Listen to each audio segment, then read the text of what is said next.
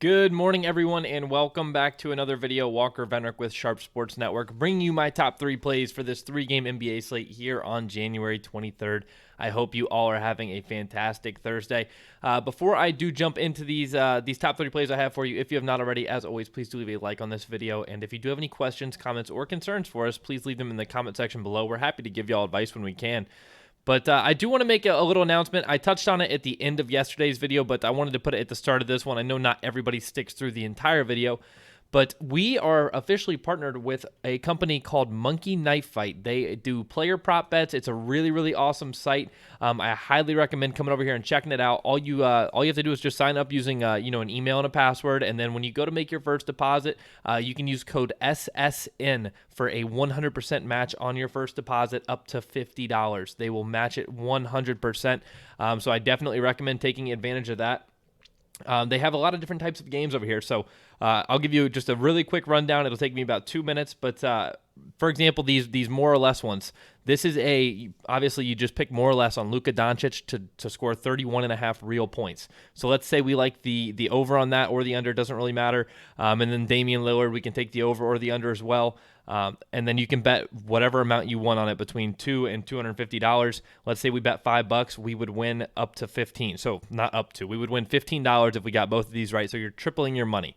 So that's more of a cash game sort of style over here. And then you have the more GPP sort of style, the less guaranteed sort of wins, or the tougher to win but higher multipliers. This is a 100 times your money.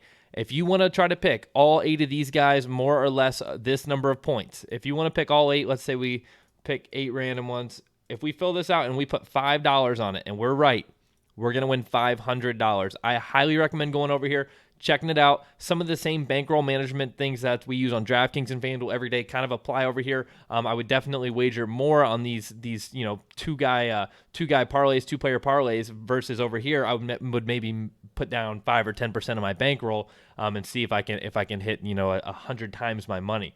So I definitely recommend coming over here, checking it out. If you have not signed up already, definitely just go ahead and sign up using an email and a password, and then use code SSN for your first deposit. Then you'll get that 100% match that I mentioned. But let's jump over here to DraftKings, talking about my top 3 plays. The first one I have for you guys is Bradley Beal. Bradley Beal here against Cleveland is a very, very appealing matchup. He has a 34% usage rate on the year.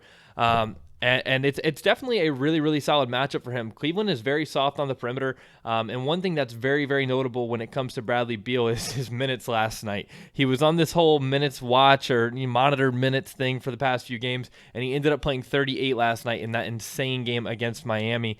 It was really a good sign, in my opinion, to see him get up to that high 30s number again. But there's a chance that might be something that they're going to limit him on tonight, considering it's the second leg of a back-to-back.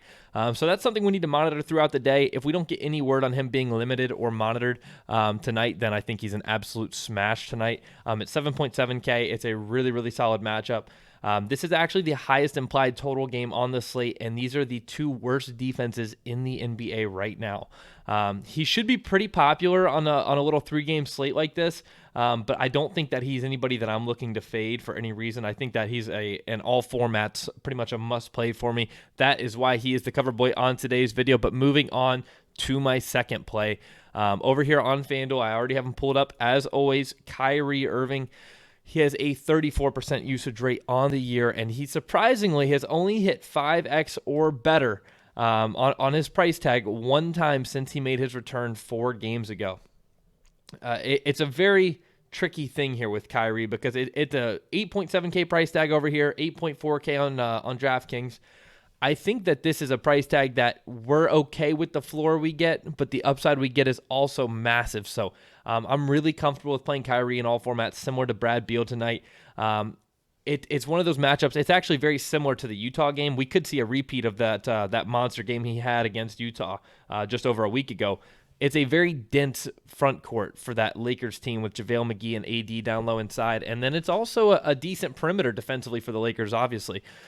It's a game where it's so easy, in my opinion, to compare Utah and LA in terms of bodies and just size of players and pace.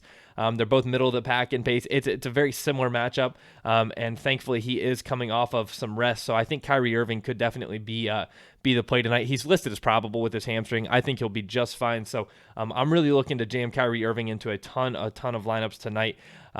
Again, it's just kind of it's so similar to me against the Utah team where he just lit it up. Again, middle of the pack in pace, a very, very dense front court down low. Obviously, Utah has Rudy Gobert, and the Lakers have JaVale McGee, but I think Kyrie Irving should be relied on heavily tonight, and I really like Kyrie when he plays against LeBron. I think that he's going to have a little extra motivation there, whether he wants to admit it or not.